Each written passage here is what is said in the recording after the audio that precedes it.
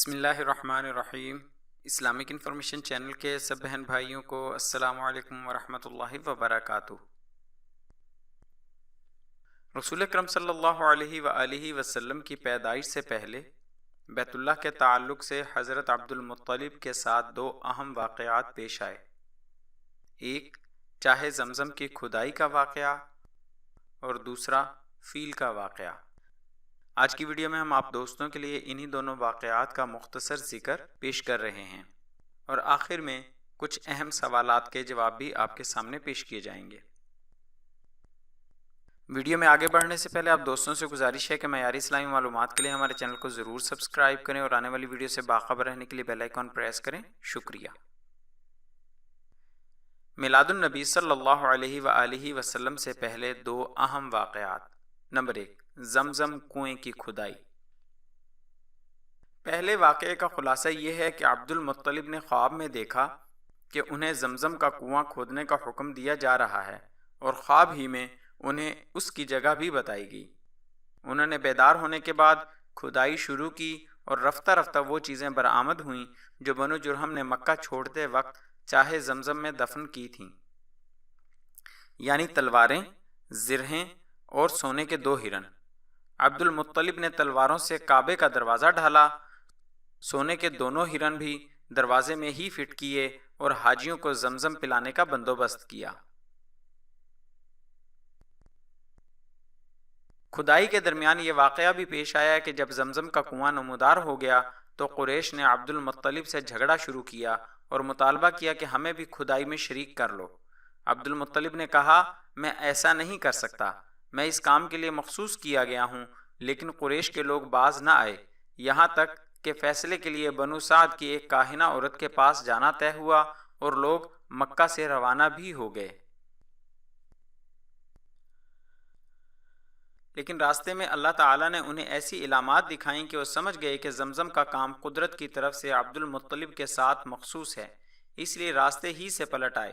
یہی موقع تھا جب عبد المطلب نے نظر مانی کہ اگر اللہ نے انہیں 10 لڑکے عطا کیے اور وہ سب کے سب اس عمر کو پہنچے کہ ان کا بچاؤ کر سکیں تو وہ ایک لڑکے کو کعبہ کے پاس قربان کریں گے۔ واقعہ فیل۔ دوسرے واقعے کا خلاصہ یہ ہے کہ ابرہہ صباح حبشی، جو بادشاہ حبش نجاشی کی طرف سے یمن کا گورنر جنرل تھا، نے جب دیکھا کہ اہل عرب خانہ کعبہ کا حج کرتے ہیں تو صنعاء میں ایک بڑا کلیسا تعمیر کیا اور چاہا کہ عرب کا حج اسی کی طرف پھیر دے، مگر جب اس کی خبر بنو کنانہ کے ایک آدمی کو ہوئی تو اس نے رات کے وقت کلیسا کے اندر گھس کر اس کے قبلے پر پائخانہ پود دیا۔ ابرہہ کو پتہ چلا تو سخت برہم ہوا اور وہ 60,000 کا ایک لشکر جرار لے کر کعبے کو ڈھانے کے لیے نکل کھڑا ہوا۔ اس نے اپنے لیے ایک زبردست ہاتھی بھی منتخب کیا۔ لشکر میں کل 9 یا 13 ہاتھی تھے۔ ابرہہ یمن سے یلغار کرتا ہوا مغمس پہنچا اور وہاں اپنے لشکر کو ترتیب دے کر اور ہاتھی کو تیار کر کے مکے میں داخلے کے لیے چل پڑا۔ جب مزدلفہ اور مینا کے درمیان وادی میں پہنچا تو ہاتھی بیٹھ گیا اور کعبے کی طرف بڑھنے کے لیے کسی طرح نہ اٹھا۔ اس کا رخ شمال، جنوب یا مشرق کی طرف کیا جاتا تو وہ اٹھ کر دوڑنے لگتا، لیکن کعبے کی طرف کیا جاتا تو بیٹھ جاتا۔ اسی دوران اللہ نے چڑیوں کا ایک جھنڈ بھیج دیا جس نے لشکر پر ٹھیکری جیسے پتھر گرائے اور اللہ نے اسی سے انہیں کھائے ہوئے بھس کی طرح کر دیا۔ یہ چڑیاں ابابیل یا قمری جیسی تھیں۔ ہر چڑیا کے پاس 3 کنکریاں تھیں، ایک چونچ میں اور 2 پنجوں میں۔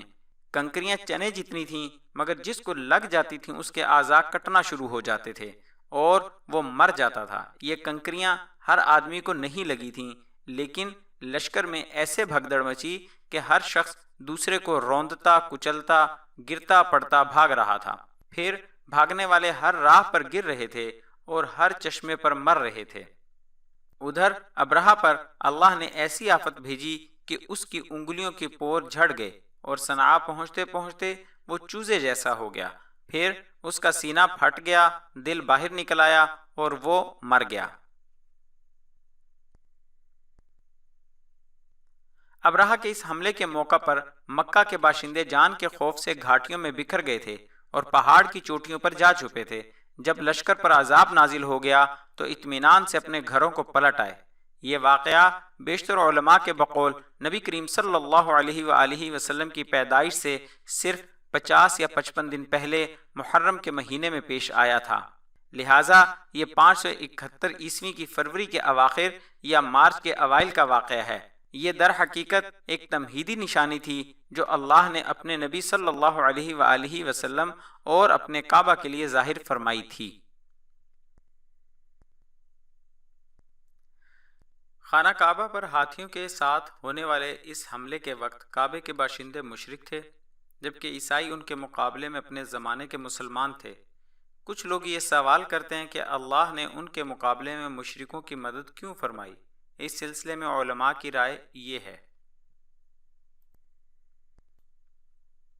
کیونکہ آپ بیت المقدس کو دیکھیے کہ اپنے دور میں اہل اسلام کا قبلہ تھا اور وہاں کے باشندے مسلمان تھے، اس کے باوجود اس پر اللہ کے دشمن یعنی مشرکین کا تسلط ہو گیا تھا، جیسا کہ نصر کے حملہ اور اہل روما کے قبضہ سے ظاہر ہے۔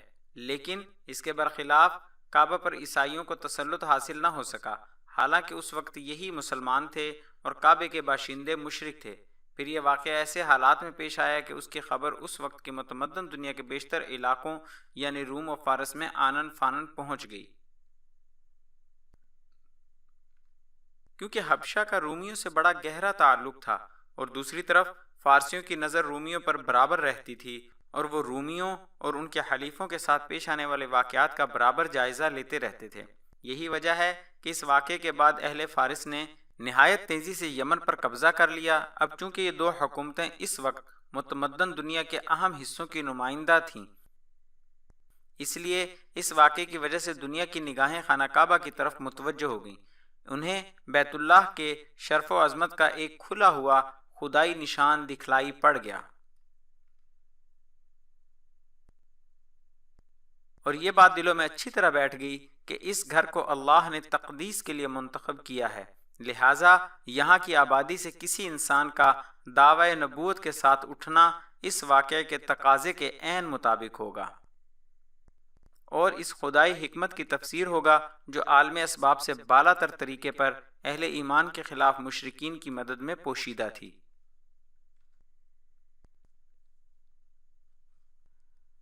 آخر میں آپ دوستوں سے گزارش ہے کہ ہماری حوصلہ افزائی کے لیے ہماری ویڈیوز کو لائک اور شیئر ضرور کریں۔ شکریہ، جزاک اللہ خیرہ۔